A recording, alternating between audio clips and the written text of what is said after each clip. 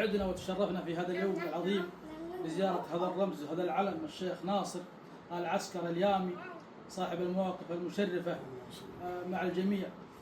ويصدق فيه قول الشاعر: حييه يا من ضحكة في حجاجه، شوف الشرف ومقابل فلة حجاج، رجل كريم لا يعكر مزاجه، يضحك حجاجه لو همومه كالامواج، ويزود مع زود الضيوف ابتهاجه، ما هو ردي ينتابه هموم وازعاج.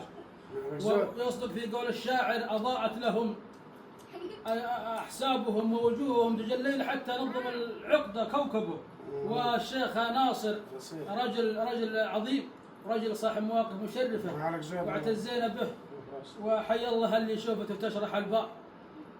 الشيخ ناصر من كرام السبالي، الشيخ ناصر من كرام السبالي. خذ الصورة لعمي فالح. أولا أشكرك على هذا الكلام العظيم الذي أثريت به، صراحة كلام عظيم بارك الله فيك. وأنا والله صراحة يعني جزاكم الله خير، يعني وصلتني للقمر كلمة، وبالرغم أنكم أنتم تعديتوا الجدي والسهيل والقمر وتعديتوا كل شيء، الله يحفظكم يا عظيم.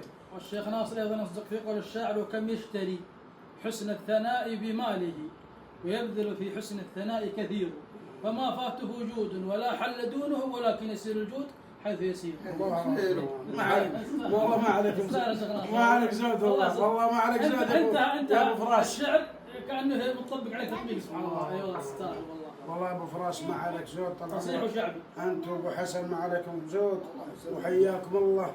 مرحبا مليون يا مرحبا يا مرحبا، حياكم. طول عمرك يحفظك، طول عمرك ويحفظك، الله يسلمك.